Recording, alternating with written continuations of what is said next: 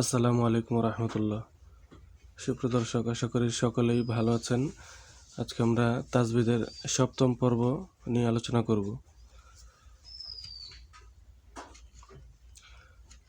পর্ব 7-এ রয়েছে কলকলা। কলকলার হরফ 5টি। কলকলার হরফ 5টি: কফ, ত, বা, জিম, দাল। কফ, ত, বা, জিম, দাল। এই 5 হরফে জজম হইলে কলকলা করিয়া পড়িতে হয়। বাকি 23 হরফে এখানে ল হবে, কলকলা হয় না, রয়ের জায়গায় ল হবে।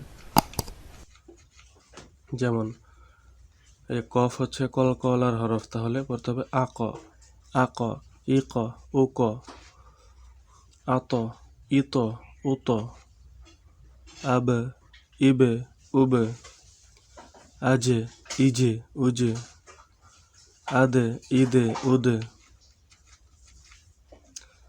আল্লাহ শব্দের লাম, পুর মানে মোটা। আল্লাহ শব্দের ডান দিকে জবর অথবা পেশ থাকিলে লামকে পুর করিয়া পড়িতে হয়। যেমন আল্লাহ, এই যে এটা হচ্ছে আল্লাহ শব্দ। আল্লাহ শব্দের কি করতে হবে? পুর করিয়া মোটা করিয়া পড়িতে হবে। রাসূলুম মিনাল্লাহ, এই যে এটা একটা আল্লাহ শব্দ, ডান দিকে জবর রয়েছে, জবর। আল্লাহ শব্দ ডান দিকে জবর থাকলে এটা মোটা হবে। আল্লাহ। রাসূলুম মিনাল্লাহ, মিনাল্লাহ বলা যাবে না, মিনাল্লাহ না, মিনাল্লাহ। আল্লাহ, আল্লাহ বলা যাবে না, আল্লাহ। কুল হুয়াল্লাহ, এটা হলো আল্লাহ। কুল হুয়াল্লাহ, ওয়াল্লাহ এটা বলা যাবে না, কুল হুয়াল্লাহু আহাদ। তারপর আল্লাহুস সামাদ। বারিক পাতলা। আল্লাহ শব্দের ডান দিকে জের থাকিলে লামকে বারিক পাতলা করে পড়িতে হয়।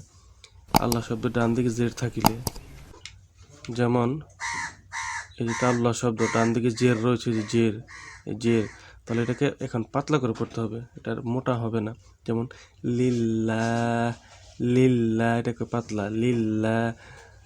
তারপর হচ্ছে আউযু বিল্লাহ, বিল্লাহ, আউযু বিল্লাহ।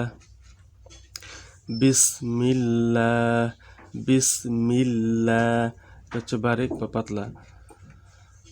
এভাবে এই পর্বটি একটু ভালো করে চর্চা করুন, তাহলে আল্লাহ শব্দের এবং কলকলা নিয়ে আর কোনো সমস্যা থাকার কথা নয়। সবাই ভালো থাকবেন। যারা পিছনের পর্বগুলো দেখেননি সেগুলো দেখে আসবেন। চ্যানেলটি অবশ্যই সাবস্ক্রাইব করে রাখবেন।